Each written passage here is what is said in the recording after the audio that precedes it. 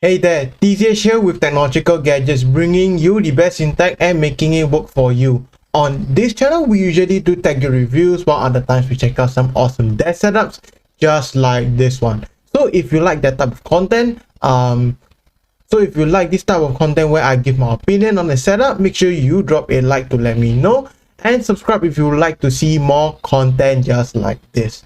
So for this video in particular, we will be checking out Sean Cannell's home office setup from Think Media. And for all of you who don't know who Sean Cannell is, he is the founder of this group called Think Media, a social media help group of sorts.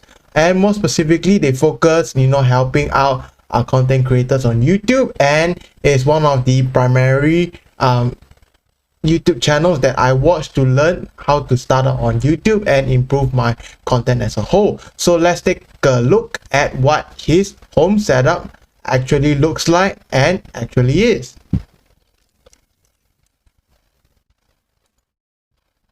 I've been working on building my dream home office setup for YouTube content creation and live streaming. And in this video, I'm gonna be taking you on a tour, showing you how I use this setup to stay productive and creative, and I think you're gonna get a lot of cool ideas, so stick around.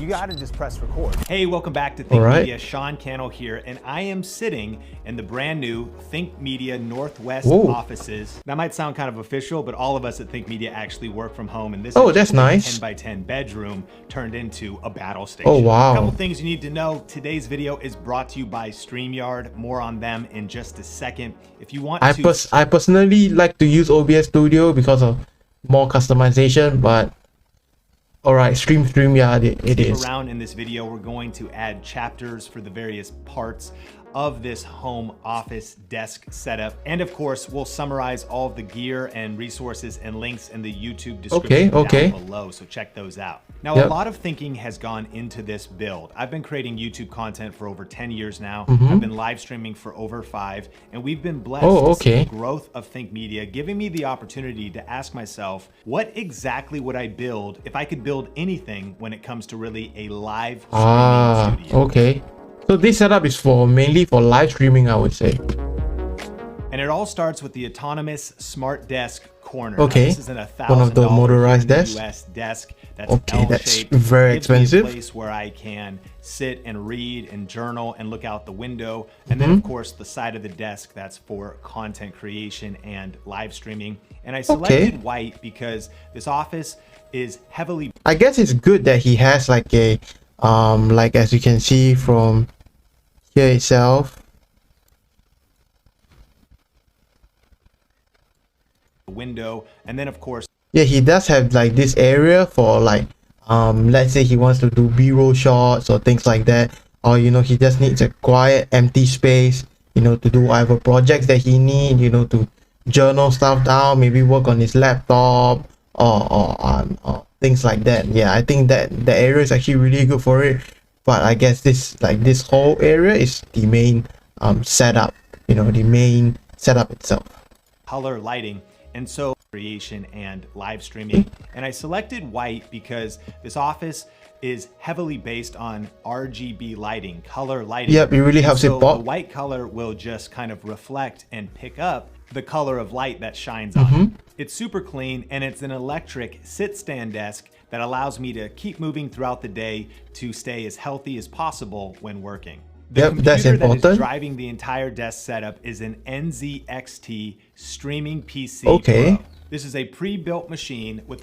I'm not really sure why he went for pre-built. He could probably ask someone that he knows to make like a actual like custom PC for him, maybe like a Think Media branded PC with much better parts, because from what I understand, pre-built systems by like major pre-built manufacturers, they don't really have the best parts, or they don't really give you the best parts. So if you want like the extra performance and to be the most worth it for its price, I would most likely ask him to get a pre-built, maybe from someone who is more experienced in PC building, or from like a smaller kind of pre-built manufacturer, or to get a like custom build as a whole, but that's mainly my opinion. The latest GeForce RTX graphics card. Okay. Personally, I'm not really gaming with this PC. I'm using it for live streaming, and I wanted to pick it out because of one, speed. It was pre-built, they shipped it in the mail. Graphics cards are kind of hard to get right now. True. It showed up and it was ready to go. But if like that, you could just get a custom build from, you know, like a more custom build, you know, to make the PC much better in my opinion. And two, to future-proof the setup for maybe higher resolution live streaming. Okay, that's a good idea. Good idea. A lot of hardware power so it doesn't bog down. Next are some Viewsonic 32-inch IPS monitors. Okay, pretty good size. I love live streaming with two monitors because I use one monitor for my dashboard, my notes, maybe some slides I'm going to teach from, and then the other monitor is the monitor that I share. Pretty good reason. So it allows me to have plenty of workspace to manage everything. Now, when we first started building this setup, I purchased a dual monitor desk mount, meaning it clamped in one place and there was two arms that split off from it. But because these monitors are 32 inches, there just was not enough flexibility. There wasn't enough strength in the arms. You do know that you can get like better ones, right? Like they are much more like heavy duty ones that are out right now that you can probably get. But okay, let's see what his solution is. Built to separate these large of monitors. So I upgraded to some Logitech heavy-duty gas spring monitor arms, and there's two individual arms allowing me to separate the monitors and really get positioning perfect. For the cameras, I have two Sony A6400s. One has a Tamron 17 to 70 millimeter 2.8 lens, and the other has a Tamron 11 to 20 millimeter 2.8 lens. But what I would recommend him to do is to have a what would you call that, to maybe have like upgrades as in a whole. Maybe he could use a full frame camera, and if he doesn't want to, for two of the angles, for the one that is above his monitor like this one, he should probably not have like a zoom capable lens. You should probably just get the Sigma 60mm f1.4 lens, you know, to have the best field of view, best blurry background and stuff like that. And then second camera could have a lens that has which is this one, 70mm, which is this one. Maybe he could have something that has more of a zoom range instead of a 17 to 28. You know, maybe you could get something with a further zoom range, maybe up to like 50mm of some sort, from something to like a 50mm lens, maybe 16 to 50mm, a lens of that sort that has a larger zoom range. So this way he can have more flexibility in zooming while having you know, his main camera be able to showcase, you know, his room more and to keep him more in focus. Like, that's my personal take on it. 8 lens. And then for the third camera angle is a Sony ZV-1 that allows me to have a center, left side shot, and right side shot. All of the cameras. Okay, yeah, I mean the tertiary one doesn't need to be really good because he doesn't use it for much. But yeah, that is basically my opinion. Have dummy batteries, so there's continuous power, so they can. Okay, basically like what I'm doing with my camera. The Sony ZV-1, I have it on an Elgato desk mount, and the two table clamp desk mounts I'm using for the A6400s are by ArcScan. These came in at $88 each, but they're super durable and steady and keep heavier cameras right in place without shake. Now in just a second, we're going to get into the audio and the microphone and the lighting and so many of the cool accessories and lessons that we learned. But if you've been getting value out of this video and learning something new, can you hit the like button? And today's video is brought to you by StreamYard. StreamYard is how we live stream to our channel today. Okay. Look at these KPIs. Let's skip that. It doesn't work. The keywords are all wrong. Between them, and the answer is called a Cam Link Pro. The Cam Link Pro that's a pretty good solution. PCIe capture card that has 4 HDMI inputs. Yeah, for 4 cameras. This is why I wanted to get a live streaming PC so that I could add additional hardware and use devices like this. This allows me to actually input multiple different cameras and/or devices. I could use an action camera, a DSLR, a mirrorless camera, a laptop, or a tablet like an iPad. And then you can control those camera angles using different softwares, including the software that Elgato has created. When you that's a combine pretty that with good what's called way. a Stream Deck, and I got the Stream Deck XL, the whole thing talks together and is really easy to use. It takes a little while to set up, Definitely. but then it makes it easy for me to switch between the 4 camera angles at the push of a button while I'm live streaming. And so when I'm live streaming on StreamYard, essentially I'm able to just select my webcam, select my camera source, and have all 4 camera angles be just simply streaming through that one source. Which brings us to the audio side, or essentially the microphone input side of your software. Here I'm using a Rodecaster Pro, which acts as the audio interface and a mixer for my voice. Okay, that's a pretty good option. That come on via StreamYard or Zoom, for music, and for sound. But if I'm not wrong, he could go with the what is that, the Go XLR, because if I'm not wrong, the Go XLR has better like software. It doesn't have as many faders, but one good thing it has motorized faders, and also it's more in tune for live streaming. Meanwhile, this is more in tune, I would say the Rodecaster Pro is more in tune for podcast more than live streaming. So if he's doing more of just live streams, which is what this setup is doing, I would suggest him to get the Go XLR instead, because it has much better like software and things like that, instead of the Rodecaster Pro that doesn't really have like, you know, like software. If I'm not wrong, like the software side of things is not very, it's not there's like no app, you know, for the software, or if I'm not wrong, it's they have it but it's not really that good. So that's what I would recommend personally. Effects. One of my favorite parts of this desk setup is the fact that the Rodecaster is lifted up off the desk using a laptop that's a really good desk mount that comes in way of doing so. Then my main microphone is the Shure SM7B that is plugged in with some Mogami XLR audio cables. There's a cloud lifter as well, and a Rode boom arm. Now, it's possible to use the Rodecaster not just as a broadcast tool, but also as an audio interface that goes to your studio monitors. But actually, one of the challenges that I ran into was there was no way for me to actually trim out my voice coming back at me over my studio monitors. You can actually do it easily when you're monitoring your audio with headphones, but because sometimes I'm on meetings all day long, I wanted to find a way to work around that. So in this case, I use an Audient ID14 audio interface that essentially runs my desk speakers and my headphones for when I'm he can use it as an amp and DAC as well. By Audio So that's good. They are the A2 Plus model. Okay, this is a pretty good option. Engine S8 powered subwoofer. I definitely recommend the stands. They're designed for them, they're super clean, and they angle them up nice, giving you an overall experience improvement. For the main lights lighting me, the subject, for live streaming and creating videos, I chose the Elgato key lights. That's a good option. There's a lot of great lights on the market. You can actually save a lot of money and get some different budget options out there, but I was just kind of going for a streamlined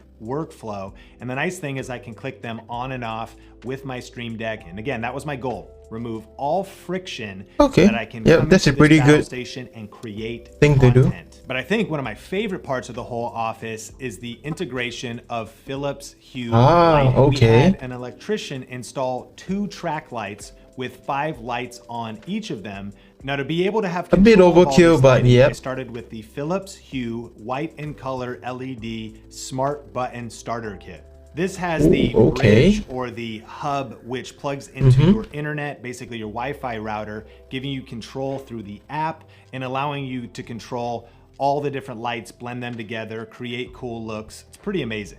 We also installed some lighting behind an IKEA dresser. The accent stuff. Light. It's There's pretty a cool good. Iris Philips Hue light on the dresser. And then there's a couple plays on top of the monitors. My goal here was to actually be able to kind of splash my face. Yeah, he could definitely do some like effects, you know, when he's like when something goes wrong, he can like you know, like someone say something wrong or something, like they can do like red or, you know, like certain colors, I don't know. But basically that it could add like certain effects to it. RGB lighting to maybe create that cyberpunk effect or different lighting actually on my face effect. But overall, I'm kind of experimenting and still dialing in this entire setup. And I should mention, the Elgato Stream Deck XL can basically control everything. Now I know we've covered a ton, but a couple of things coming up are, in my opinion, the most important parts of this office, and that's related to some of the health aspects and ergonomics. My ergonomics checklist starts with the sit-stand desk, getting the desk positioning not only perfect for a good angle with my arms, but also being able to move throughout the day. I also invested in a Herman Miller chair. Autonomous has some great chairs as well that are a little bit more affordable. This thing costs a fortune. It's almost $2,000. Oh wow! For the customization I did on it. I'm wondering why he didn't get the Embody. If I'm not wrong, the Embody is a much better chair than the Aeron, if I'm not mistaken. So if he wants to upgrade, I would most likely suggest you to get the Embody instead. One of the things that I think is important when you think about this is I'm going to be sitting in this chair for the next 10 to 20 years. I'm going to be in this chair probably longer than I'm going to be in my car. And having micro adjustments. I mean, he works a lot from his home office setup. So yeah, that's pretty logical. For your back, having your neck, your angles, forward tilt, rear tilt, arm support. And additionally, I got a Logitech mouse that I love, the MX3. And a Logitech keyboard that is ergonomic. Everybody hates the split ergonomic keyboards. Let me know in the comments if you hate those. All of that is to kind of help with some arm challenges that I have. It's called repetitive stress injury. It's kind of like carpal tunnel, some nerve stuff. But if he does want to have a much better typing experience, I would recommend him to go mechanical. If you want a much better typing experience and you want to be more efficient at your work, man, mechanical is the way to go. There's no other option. You have to get a mechanical keyboard if you want the best efficiency for typing. And I don't know if there are mechanical keyboards that have like the design of the MX Ergo, but yeah, there is not much other way other than getting a mechanical keyboard. So if you like to type faster and type much better, you have to go with a mechanical keyboard. And the mechanical keyboard I would recommend to go for like switches. Is brown switches, blue switches, but since you live stream, maybe not blue switches. I recommend you to go with brown switches, tactile switches, since you type a lot. So those are the switches I recommend you to go for. And if you really want to upgrade your setup for the keyboard, dude, you just have to go mechanical, and that's what I recommend most people to do if they really want to upgrade their typing experience and to be way more efficient at their work. That I have. So I take ergonomics really seriously. And there's also what's called a fluid stance balance board. Okay, this is pretty interesting. Balance board. I love fluid stance because it's super well made, kind of a premium balance board, and that allows me to keep engaged. Looks kind of like a skateboard, to be honest, meetings, but without the wheels. Standing desk on the balance board and burning calories, increasing mobility, increasing flexibility. I think mostly increasing blood flow, which is really good, especially if you're sitting at an area for like a long period of time. Yeah, it's definitely take ergonomics seriously. Now, all of the plants and furniture and decor besides the main desk is from IKEA. If the plants were living, I would probably kill them, and so the plants are fake. I'm not really sure about that, but yeah. I think because of the pandemic, and so definitely everything was ordered online, and it took a couple months to actually all come that's in. actually kind of bad, but I'm really happy with the items that we picked out.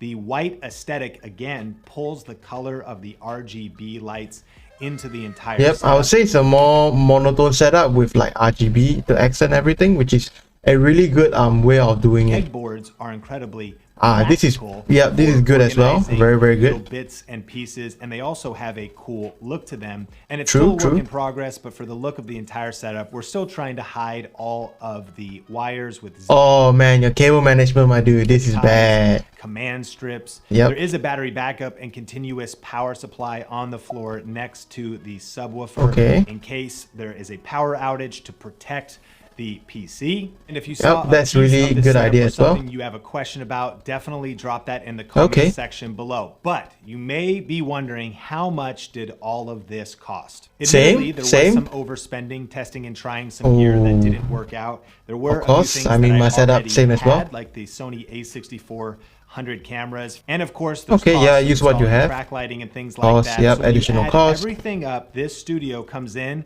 right around $20,000. Okay, that's a lot of money. But I mean, for how much he's earning and how much he's creating, you know, he probably can get a lot of use out of that $20,000 setup. Like, I don't know, like his $20,000 setup probably earns him 2 million. So that's actually a pretty good investment in my opinion, you know, making it easy to create content and giving him like everything he needs to create just the best content as possible, so that, you know, it's sort of like an investment so that he can earn as much money as possible without disregarding his health as well. So I'm curious your thoughts. Is it hot? Is it not? Let me know in the comment section below. And what would you have done different? Do you have any advice for ways to improve, enhance, or tweak this setup? And hey, we actually have an entire series here on Think Media for different office setups for different size rooms and different budgets. So click or tap the screen to watch the next video in this series. So in my personal opinion, I think this setup is really amazing. So as he said, what like he would like to know what are the things that could be improved. So one of the things that I would improve, first of all, is probably his cable management. Because if he cares about looks that much, cable management, the way to go. Just cable manage your setup more properly. And the second, regarding his camera setup, I would recommend him to maybe go with full frame cameras or some sorts. And yeah, and for his main camera, the one that is above his monitor, I would recommend you to get the widest angle lens possible. Don't care about zoom, just the widest angle lens possible with the widest aperture, so that you are in focus while showing as much of your background as possible. And your secondary camera, which is the one at your left side, for that one you could maybe have a lens that has a way longer zoom range, so you know you can go from very wide to very narrow at the same time, for the added flexibility. And your third camera, you know, it's just an additional camera, but that is what I would recommend. So his main camera can, you know, show his face and things like that. And secondary camera, if you want to show products and things like that, he can be able to do so. And for his keyboard, my guy, I know you care about ergonomics, but if you really want to be really effective at your work, and you know, to type faster and things like that, to be able to smash out documents or whatever it is as fast as possible, and it's been proven, you have to go with mechanical keyboards. And the one that I would recommend, and the switches I would recommend you to look at, are tactile switches, mostly like brown switches, since you can't really use blue switches due to, you know, you being live streaming and you don't want to hear the keyboard clacking noises in your live stream. So I would recommend you to go with brown switches or tactile switches of sorts. And yeah, that will really improve the setup even more, in my opinion. And as for lighting, Elgato key light is pretty good, but if you would really like to upgrade it further, you know, maybe you could add maybe for your main light itself, it could be like a really huge softbox or things like that. But if you would like to go for more convenience over quality, then yeah, I would just stick with the Elgato key lights. So that is basically my opinion and what I think of his setup. Let me know down in the comment section below, what are your thoughts and opinions on his home office setup. I will be very interested to know all of your thoughts and opinions. And if you watch this video till the end, and if you liked it, make sure to drop me a like to let me know, as well as consider subscribing to help support this channel completely for free. Last but not least, thank you all so much for watching, and I hope to see you in the next video.